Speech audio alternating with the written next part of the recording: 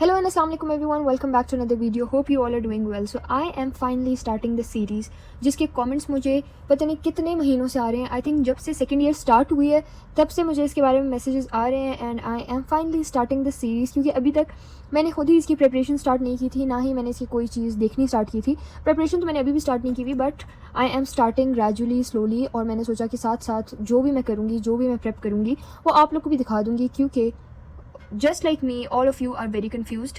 So if you dream of studying in Pakistan's well-renowned universities like GK, FAST, NUST, PIAS, etc., or whichever your dream university is, but you're very confused, scared, and don't know where to start from, just like each one of us, so I am here and this series especially for you. अब scene ये कि I myself am not that expert, मुझे भी entry test का कोई prior experience नहीं है, but as I am going through things, I am learning things. So I think कि हो सकता है जो चीज़ मुझे पता चल जाए वो आप लोग को ना पता हो, और जो आप लोग को पता है वो मुझे ना पता हो. So I am creating this series के जो मुझे पता चलता जाएगा, जो इन्फॉर्मेशन मुझे होगी वो मैं आप लोगों से शेयर कर दूँगी. And whatever information you have, you can share it with me in the comments और in my Instagram DM. And if you still haven't followed me on Instagram, the link is in description below. Go and follow me right now. So we are going to start this and I am going to let you know everything जो कि मुझे पता होगा. And I would want कि आप लोग भी मुझे हर चीज़ बताएं जो आप लोग को पता चले. और द थिंग इज़, एक चीज़ जो हमें कॉमन है ना, वो ये है कि बाकी जो टीचर्स वगैरह हमें गाइड करते हैं ना, उनका थोड़ा सीन डिफरेंट होता है. क्योंकि कभी कभी हमारा क्वेश्चन उनको समझ नहीं आ रहा होता या हमें उनका आंसर समझ नहीं आ रहा होता. तो अब हमारे केस में, मेरे और आपके केस में ये सीन है कि जो मैं वीडियो बना रही हूँ, मेरी भी वही एज है जो कि मेरे व्यूअर्स की है. ऐसे नहीं है कि मैं उनसे किसी डिफरेंट फेज़ में हूँ, मैं उसी फेज़ में हूँ ज़िंदगी के जिसमें आप लोग हैं. एंट्री टेस्ट वाला फेज़, फ्यूचर की अनसर्टिनिटी, टेंशन कि क्या होगा आगे, अगले साल हम कहाँ पे होंगे, क्या एडमिशन हो गया, वहाँ हो जाएगा कि नहीं, वहाँ होगा कि नहीं, ये सारी जो टेंशन्स वगैरह हैं, ये सारी फेज़ जो आप पे गुजर रही है, ये इसमें मैं भी हूँ. So I can feel you very clearly and I know what you are going through. And कुछ कन्फ्यूजन्स आपकी ऐसी हैं जो मुझे भी हैं obviously, and once I get them cleared, it will be very easy for me to clear it for you as well. So actually it's easier for people of same age to communicate. तो इस तरह मेरी बात आप लोग को clearly और easily समझ आ जाएगी, और मुझे आप लोग की बात क्लियरली और ईजी समझ आ जाएगी as compare to the people जिनसे हमारा एक एज डिफरेंस है, एक रुतबे का फ़र्क है. फॉर एग्जाम्पल वो आपके टीचर हैं, आप एक स्टूडेंट हैं, आपका कंफर्ट लेवल उतना नहीं है क्वेश्चन पूछने. So that's not the thing in this case. So let's get started and let's start the first episode of this series. सबसे पहले तो you need first things first, step 1. Step 1 में you have to make a list of your desired universities. सबसे पहले आपको ये पता होना चाहिए आपकी ड्रीम यूनिवर्सिटी कौन सी है, या आपने किस किस यूनिवर्सिटीज़ में अप्लाई करना है, आपने किस किस यूनिवर्सिटी में जाना है, आपका इरादा क्या है. अगर आपको यही नहीं पता कि आपने किस यूनिवर्सिटी में जाना है, so it gets very difficult. और अगर आपको अभी तक कन्फ्यूजन है और अगर आपको नहीं पता कि आपने किस यूनिवर्सिटी में जाना है, अभी तक आपने डिसाइड नहीं किया, so it's okay, you are not falling behind, it's fine, it's completely okay. आप जाएँ, अपनी रेकी करें, देखें कि कौन सी यूनिवर्सिटी आपको सूट कर रही है, किस शहर में आपको सूट कर रही है, कौन सी यूनिवर्सिटी है जो आपके करियर के लिए अच्छी है, जो आप फील्ड सेलेक्ट करें वो किस यूनिवर्सिटी में ज़्यादा अच्छा है. ऐसे हो सकता है कि कोई वेल रिनाउंड यूनिवर्सिटी और जो फील्ड आप जिसमें जाना चाहते हैं वो वहाँ अच्छी ना हो, किसी और यूनिवर्सिटी में बहुत ज़्यादा अच्छी हो. सो इस तरह के केसेस में आप उस चीज़ को देखें. अगर आपको बहुत सारी यूनिवर्सिटीज़ का नहीं पता, सो आई हैव मेड 2 वीडियोज़ जिसमें मैंने पाकिस्तान की जो बेस्ट यूनिवर्सिटीज़ हैं, टॉप 10 यूनिवर्सिटीज़ आई थिंक की थी डिस्कस, और उसमें उनकी वेटेज, उनकी एंट्री टेस्ट, उनकी हर चीज़ A to Z, उनके प्रोज, उनके कॉन्स, हर चीज़ मैंने डिस्कस की थी. ऐसे नहीं था कि मैंने लिस्ट बना दी हो कि बस ये यूनिवर्सिटी, ये यूनिवर्सिटी, ये university. So it was not like that. मैंने पूरी वीडियो बनाई थी, उसके सिर्फ नेम्स नहीं थे, उसमें प्रोज थे, कॉन्स थे, हर चीज़ थी, किस में वो बेस्ट है, किस चीज़ में वो लैक कर रही है, क्या सीन है, सारा डिटेल से एक्सप्लेन किया हुआ है. तो सबसे पहले आप वो 2 वीडियोज़ देखेंगे, उसके 2 पार्ट्स हैं. आप वो 2 वीडियोज़ देखेंगे, आप एक पेन और पेपर उठाएंगे और आप उस पर लिखेंगे कि आपकी अब डिज़ायर्ड यूनिवर्सिटीज़ कौन सी हैं. आपने जितनी भी यूनिवर्सिटीज़ देखी, आपने इनमें से कौन कौन सी यूनिवर्सिटीज़ को अपनी लिस्ट में ऐड करना है, और प्रायोरिटी ऑर्डर वाइज ऐड करना है कि फर्स्ट प्रायोरिटी कौन सी है, सेकंड प्रायोरिटी कौन सी है, और थर्ड प्रायोरिटी कौन सी है. आपके पास बैकअप प्लान A, B और C तीनों होने चाहिए कि अगर खुदा न खास्ता एक में नहीं होता तो किस में जाना है, उसमें नहीं होता तो किस में जाना है. ऐसे नहीं होगा कि आपने एक यूनिवर्सिटी देख ली एंड यूर लाइक कि बस इसी में करना है एंट्री टेस्ट. आप बेशक उसके लिए अपना 100% दें, आपकी फर्स्ट प्रायोरिटी वही होनी चाहिए, लेकिन ऐसा नहीं करें कि सिर्फ एक ही में अप्लाई करें और खुदा ना खास्ता उसमें ना हो, तो फिर आपका जो पूरा साल है वो ज़ाया हो जाएगा. सो आपने सबसे पहले एक लिस्ट बनानी है, प्रोज एंड कॉन्स लिखने हैं, और फिर देखना है कि क्या सीन है. और अगर आप 4-5 यूनिवर्सिटीज़ में कन्फ्यूज़ हैं, तो 4-5 जितनी भी यूनिवर्सिटीज़ जिसमें आप कन्फ्यूज़ हैं उन सब का टेस्ट दें. जब एक बार आपका एडमिशन सब में सिक्योर हो जाए, फिर आपका काम है सोचना कि मैंने किस में जाना है. अभी से ये मत सोचें, अभी सिर्फ ये सोचें कि आपकी कौन कौन सी यूनिवर्सिटीज़ अच्छी हैं, इन में अप्लाई करना है. ये नहीं सोचें कि मैंने इसमें जाना ही नहीं है, मैं अप्लाई क्यों करूँ. आप अप्लाई करें, अल्लाह ना करे कोई ऐसी सिचुएशन बन जाए कि आपको उसमें जाना पड़े, आपके पास कोई बैकअप ना हो, तो एटलीस्ट आपके पास ये बैकअप होगा। अपना बैकअप जो है ना वो ओपन रखें, ऑप्शंस ओपन रखें। जब एक बार आपके पास सबकी तरफ से एक्सेप्टेंस आ जाए, फिर आपके पास ओपन ऑप्शन है कि आप किस में जाना चाहते हैं। स्टेप 2 पे आ जाते हैं। आपने अपना माइंड बनाना है कि ये फॉर एग्जांपल आपकी कोई ड्रीम यूनिवर्सिटी है, जी की है, नेस्ट है, कोई भी है आपकी ड्रीम यूनिवर्सिटी और आपको है, आपको पता है कि इनके जो टेस्ट होते हैं बहुत कॉम्पिटिटिव होते हैं और हज़ारों लोग यहाँ पे आके एडमिशन लेने की कोशिश करते हैं। ये इतनी वेल रिनाउंड यूनिवर्सिटीज़ हैं कि अब्रॉड में भी और पाकिस्तान में भी इनकी बहुत डिमांड है और इनकी जॉब मार्केट भी बहुत हैवी किस्म की है। तो आपको पता है कि इनकी इतनी वैल्यू है, तो फिर वो आपको क्यों लेंगे अगर आप एक एवरेज बच्चे होंगे। आपने अगर इनमें एडमिशन स्कोर करना है तो आपने बहुत अच्छा एक्ट करना पड़ेगा, आपको बहुत अच्छा एंट्री टेस्ट देना पड़ेगा। अगर आपके मार्क्स इतने ज़्यादा नहीं भी हैं तो एफएससी और मैट्रिक में अगर आप अपना एंट्री टेस्ट बहुत अच्छा देंगे तो आपका एडमिशन हो सकता है, क्योंकि ये जो टेस्ट हैं ये ज़्यादातर आपके एंट्री टेस्ट पे डिपेंड करते हैं और आपकी जितने भी ये एफएससी के मार्क्स हैं और मैट्रिक के मार्क्स हैं इनकी बहुत कम परसेंटेज यूज़ हो जाती है। वो भी मैं आपको बताऊंगी और वो जो वीडियोस मैंने बनाई है उसमें मैंने हर यूनिवर्सिटी की बताई हुई है, तो वो ज़रूर देखें आप लोग। तो ये सीन है कि आपने अपना माइंड बनाना है कि ये यूनिवर्सिटी है, इसमें एडमिशन स्कोर करना बहुत मुश्किल है, लेकिन मैंने करना है क्योंकि ये मेरा ड्रीम है, मैंने इसको फुलफिल करना है। I have to make my parents proud, I have to make myself proud and I know I can do it, I am capable of doing it. Be optimistic, don't be pessimistic. अगर आप अच्छा सोचेंगे तो ही अच्छा होगा। और जो लोग कहते हैं ना कि बस जो नसीब में होगा वही होगा, मैं क्यों इतनी मेहनत करूँ, देखिए जब तक आप मेहनत नहीं करेंगे अल्लाह ताला आपको उसका रिवॉर्ड नहीं देंगे। अल्लाह ताला को वो लोग बिल्कुल नहीं पसंद होते जो मेहनत नहीं करते, जो कोशिश ही नहीं करते और कहते हैं बस यही नसीब में था, बस यही होना था, मैं कुछ भी कर लेता या कर लेती, यही होना था। ऐसे नहीं होता। आपको अल्लाह ताला ने एक फ्री विल दी है, आपको अल्लाह ताला ने हिम्मत दी, आपको ताकत दी, आपको सेहत दी है कि आप कोशिश करें, आप जाके अपना 100% दें। पहले आप अपना 100% दें, फिर आप तवक्कल करें, फिर आप अल्लाह ताला से दुआ मांगे, फिर ही अल्लाह ताला आपको किसी चीज़ का रिवॉर्ड देंगे। हाँ, अगर आप कुछ भी ना करें, आप कोशिश ही ना करें और आप कहें मैं तो तवक्कल कर रही हूँ, तो दैट्स नॉट द केस। उस केस में अल्लाह ताला भी उनकी हेल्प नहीं करते जो अपनी हेल्प खुद नहीं करते। So you have to give your 100% in order to get the reward. So step number 3, you have to know कि किस यूनिवर्सिटी में क्या सीन है, वेटेज का क्या सीन है, कितने परसेंटेज आएगी, किस सब्जेक्ट्स की आएंगे, कितने सब्जेक्ट्स हैं एंट्री टेस्ट में, हर सब्जेक्ट की कितनी वेटेज है और कितने कितने एमसीक्यूज उससे आएंगे। दूसरी वेटेज एग्रीगेट पे आपने नोटिस करना है कि आपका एग्रीगेट कैसे बनेगा। हर यूनिवर्सिटी का एग्रीगेट का फॉर्मूला डिफरेंट होता है। कुछ यूनिवर्सिटीज़ एसएससी को काउंट करती हैं, कुछ एफएससी को करती हैं, कुछ दोनों को करती हैं। आपको एग्रीगेट का पता होना चाहिए कि एंट्री टेस्ट की क्या वेटेज है, 10th के रिजल्ट की क्या वेटेज है और 12th के रिजल्ट की क्या वेटेज है। ये सारी वेटेज आपको पता होनी चाहिए और ये हर यूनिवर्सिटी के वेबसाइट पे गिवन है, आप इजीली सर्च करके देख सकते हैं। और जितनी यूनिवर्सिटीज़ मैंने उन 2 वीडियोज़ में डिस्कस की हैं उनकी मैंने सारी वेटेज वगैरह बताई हुई है। उसके बाद हम आ जाते हैं स्टेप नंबर 4 पे। आपने हर यूनिवर्सिटी में जितने भी आपने अप्लाई करना है, आपने देखना है कि नेगेटिव मार्किंग होती है कि नहीं होती। नेगेटिव मार्किंग क्या है वो आपने खुद जाके सर्च करना है। मैं इतना बता देती हूँ कि उसमें आप तुक्का नहीं लगा सकते। फॉर एग्जाम्पल एक एमसीक्यू है, आपको उसका नहीं आता, तो अगर आप उसमें तुक्का लगाएंगे और गलत हो जाएगा वो, तो उसके आपको 0 नहीं मिलेंगे। इंस्टेड ऑफ दिस आपने जो सही किए हैं उसमें से 1 मार्क माइनस हो जाएगा, ये जितने भी मार्क हैं माइनस हो जाएंगे, 0 नहीं मिलता। तो उसमें आप तुक्के नहीं लगा सकते। अगर आपको नहीं आता होता आपने वो छोड़ना होता है। एमसीक्यू उसमें ये सीन होता है, नेगेटिव मार्किंग ये होती है। आपने जाके देखना है किस यूनिवर्सिटी, जो आपने लिस्ट बनाई है, जो आपने एडमिशन जहाँ पे देना है, जहाँ पे आपने अपनी अप्लाई करना है, वो सारी यूनिवर्सिटीज़ का आपने चेक करना है कि कहाँ कहाँ नेगेटिव मार्किंग है और क्या क्राइटेरिया है नेगेटिव मार्किंग का। उसके बाद हमारे पास आ जाता है step number 5, which is dates of entry test. आपको पता होना चाहिए कि कौन सा एंट्री टेस्ट किस डेट पे होगा, उसकी एप्लीकेशन डेट्स कब से कब तक हैं। ये ना हो कि आप इतना जो है ना पढ़ाई में मगन हो गए हैं कि आपको पता ही नहीं चला और एप्लीकेशन की डेट्स गुजर चुकी हैं। अगर आपसे खुदा न खास्ता एप्लीकेशन की डेट ही गुजर जाए तो आप कितना भी पढ़ें कोई फ़ायदा नहीं है, क्योंकि आपने अप्लाई ही नहीं किया, आपसे डेट गुजर गई, तो आपका फिर क्या फ़ायदा पढ़ने का, क्योंकि आप टेस्ट में तो अपेयर हो नहीं सकते। सो अपने आंखें कान खोल के बैठें, दिमाग हर चीज़, यहाँ पर डेट आएगी एप्लीकेशन की, आपको पता होना चाहिए कि एप्लीकेशन की इस यूनिवर्सिटी की डेट आ गई है, इस डेट से इस डेट तक है और मुझे अप्लाई करना है, वरना ये डेट गुजर गई तो कुछ भी फ़ायदा नहीं है। उसके बाद फिर आ जाता है स्टेप नंबर 6, सिलेबस। हर यूनिवर्सिटी का अपना सिलेबस है, आपने जाके उस सिलेबस को अंडरस्टैंड करना है कि सिलेबस में आखिर है क्या। जब तक आपको यही नहीं पता कि सिलेबस में क्या है तो आप तैयारी तो कर ही नहीं सकते ना। तो आपने सिलेबस देखना है, हर यूनिवर्सिटी का हर सब्जेक्ट का सिलेबस। अगर 3 सब्जेक्ट्स आ रहे हैं, तीनों के सिलेबस दिए हुए होंगे, हर वेबसाइट पे गिवन होंगे, जिस भी यूनिवर्सिटी का आपने टेस्ट देना है, तो आपने उसको अंडरस्टैंड करना है कि क्या टेस्ट है आपका और क्या उसका सिलेबस है। क्योंकि जब तक आपको सिलेबस नहीं पता आप ओपन एंडेड सिलेबस से तैयारी नहीं कर सकते। एक लिमिट होनी चाहिए आपकी सिलेबस की, वरना अगर आप किसी भी बुक से उठा के तैयारी शुरू कर देंगे तो उसका कोई फ़ायदा नहीं है। आपकी तैयारी एक डायरेक्शन में होगी तभी सही हो पाएगी, स्कैटर्ड होगी तो उसका कोई फ़ायदा नहीं है, क्योंकि quality matters, quantity doesn't matter. इसमें ये होगा कि अगर आप सही से उसी सिलेबस की तैयारी कर लें जो आपको गिवन है तो इट मैटर्स। और अगर आप वास्ट तैयारी शुरू कर दें, 8th की मैथ्स, 9th की मैथ्स, 10th की मैथ्स सब कर लें तो उसका कोई फ़ायदा नहीं होगा, क्योंकि जो असली सिलेबस है आप उससे हट चुके हैं। फिर हमारे पास आ जाता है step number 7 and the most important step, तैयारी आखिर करनी कैसे है।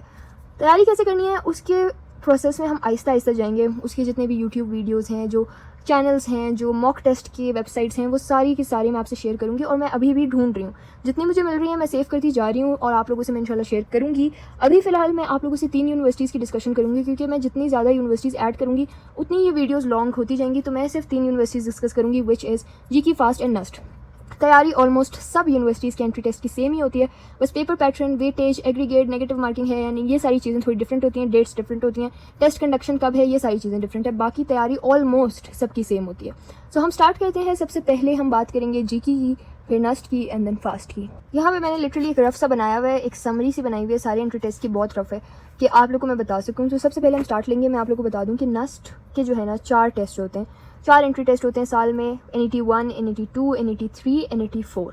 NET 1 हो चुका है, वो दिसंबर में था, वो हो गया है। स्टार्ट जब हुआ था दिसंबर, तब NET 1 हो चुका है। NET 1 और NET 3 जो है ना वो इस्लामाबाद में होते हैं और कुछ और शहरों में होते हैं। NET 2 और NET 4 सारे शहरों में होते हैं, ऑलमोस्ट जितने शहरों में इस्लामाबाद के अलावा कंडक्ट होता है उन सारे में होते हैं NET 2 और 4। और 1 और 3 कुछ में होते हैं, कुछ में नहीं होते। और इस्लामाबाद में चारों के चारों होते हैं। तो अगर आपने चारों देने, आप इस्लामाबाद जाके चारों दे सकते हैं। अब सीन ये है कि 4 NET होते हैं। अगर पहली NET में आपके बहुत अच्छे मार्क्स आ गए तो आपका एडमिशन हो जाएगा, टेंशन ही ख़त्म। दूसरा, तीसरा, चौथा NET देने की ज़रूरत ही नहीं है। लेकिन फिर भी अगर आप देते हैं, आप NET 1, 2, 3, 4 सारे दे देते हैं फॉर एग्जांपल, तो जो आपका बेस्ट स्कोर है वो काउंट होगा। ये नहीं है कि आपने NET 4 सबसे आखिर में रीसेंट NET 4 दिया था तो उसमें आपके मार्क्स कम है, NET 3 में ज़्यादा थे, तो अब NET 4 वाले मार्क्स काउंट होंगे। NET 4 वाले नहीं होंगे। हाईएस्ट मार्क्स चारों NETs में जितने भी आपके हाईएस्ट मार्क्स आए हैं ना, वो वाले NET के मार्क्स काउंट होंगे, उसकी बेसिस पे आपका एडमिशन होगा। पहला NET तो गुजर चुका है। सेकंड NET की डेट्स हैं जनवरी से लेके मार्च तक। कुछ शहरों में जनवरी में, जैसे इस्लामाबाद में, कराची में आई थिंक फरवरी में है, और कोयटा में मार्च में। तो ये 3 डिफरेंट जगहों पे डिफरेंट है। अब एक और कन्फ्यूजन, ऐसा नहीं हो सकता कि एक ही बच्चा NET 2 जाके इस्लामाबाद में दे जनवरी में, फिर जाए और फेब में जाके कराची में NET 2 ही दोबारा दे। NET 2 आप एक बार दे सकते हैं, अलग अलग शहरों में 2-3 दफ़ा नहीं दे सकते, वरना तो आपके पास चांसेस बहुत ज़्यादा हो जाएंगे। आप NET 4 बार दे सकते हैं, लेकिन NET 1 है अगर, तो आप एक बार दे सकते हैं। NET 2 भी आप एक ही बार दे सकते हैं, और NET 3, 4 भी आप एक एक बार दे सकते हैं। ऐसे नहीं हो सकता कि आपने NET 2 पहले जनवरी में दिया इस्लामाबाद में, फिर आके आपने फरवरी में दिया कराची में, फिर आके कोयटा में आपने दिया मार्च में। ऐसे नहीं होगा। उसके बाद थर्ड NET आपका है अप्रैल में। फोर्थ NET आपका आ जाता है जून जुलाई में, जो कि लास्ट फाइनल NET है। और जून जुलाई वाली NET के साथ और भी यूनिवर्सिटीज़ के एंट्री टेस्ट चल रहे होंगे। फास्ट और जीके का पूरे साल में एक एंट्री टेस्ट होता है, वो होता है जून जुलाई में, हर साल एक बार होता है। खुदा ना ख्वास्ता फेल हो गए तो फेल हो गए, कोई दूसरा चांस नहीं है, एक ही होता है बस, दैट्स इट।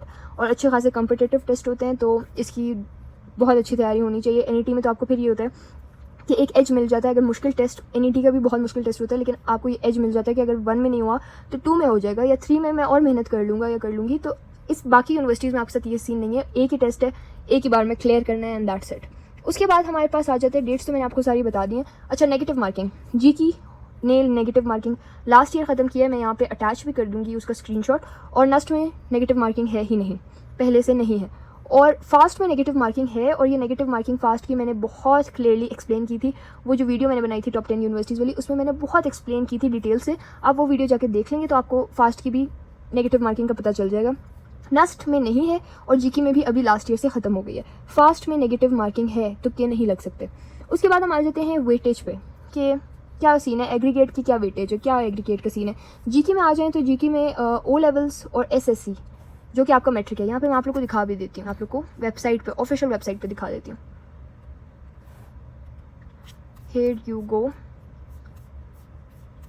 ये डेट्स आपके पास नज़र आ रही हैं। एप्लीकेशन अप्रैल में स्टार्ट होगी, जून में एप्लीकेशन का ख़त्म होगा टाइम, और आपका टेस्ट होगा जुलाई के स्टार्ट से लेके मिड तक, और रिज़ल्ट एंड ऑफ जुलाई तक आ जाएगा। मेरिट लिस्ट भी आ जाएगी उसी दिन, और फिर ओरिएंटेशन है अगस्त में, और फिर सितंबर से क्लासेस। सो ये सीन होता है। हम आ जाते हैं अपने एग्रीगेट पे, विच इज़ आपको नज़र आ रहा होगा 85% मार्क्स आपको चाहिए एडमिशन टेस्ट में। सबसे ज़्यादा इंपॉर्टेंस जीके अपने एंट्री टेस्ट को देता है, और सबसे ज़्यादा मार्क्स की वैल्यू भी जीके के एंट्री टेस्ट की है। SSC अगर आपने मैट्रिक किया हुआ है तो आपके 15% मार्क्स काउंट होंगे मैट्रिक के, और अगर O लेवल्स किया हुआ है तो आपके O लेवल्स के 15% मार्क्स काउंट होंगे। A लेवल्स के और FSC के मार्क्स काउंट नहीं होंगे। बस ये है कि FSC में आपने 60% एंड अबव लेने हैं मैथ्स और फिजिक्स में, ताकि आपका एडमिशन हो।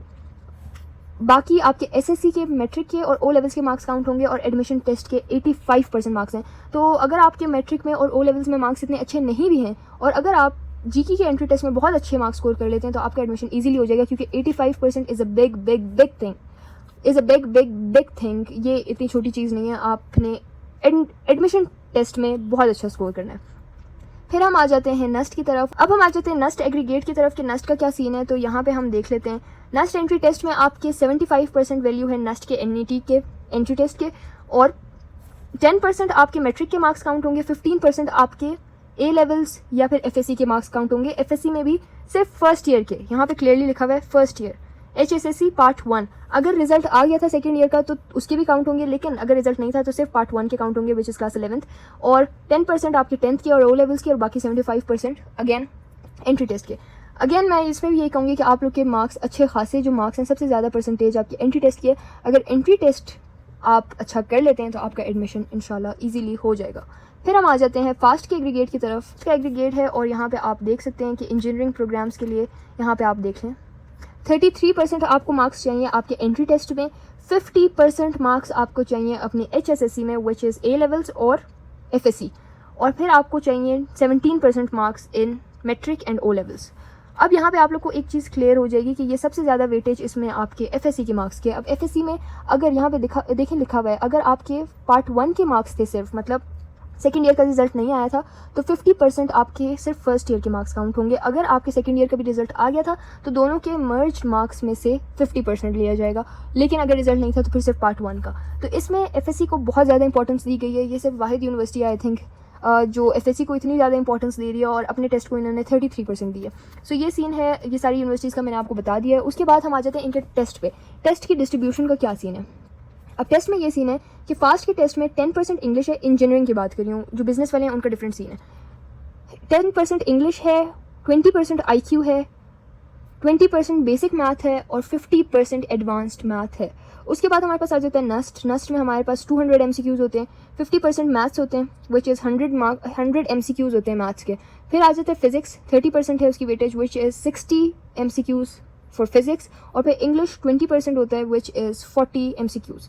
तो ये सारे मिला के 200 बन जाते हैं। और उसके बाद हम आ जाते हैं जीके पे। जीके के होते हैं 80 MCQs, 30 for physics, 30 for maths and 20 for English. अब कुछ चीज़ें हैं जो हमें नहीं पता, हमें शॉर्टकट्स नहीं आती मैथ्स की।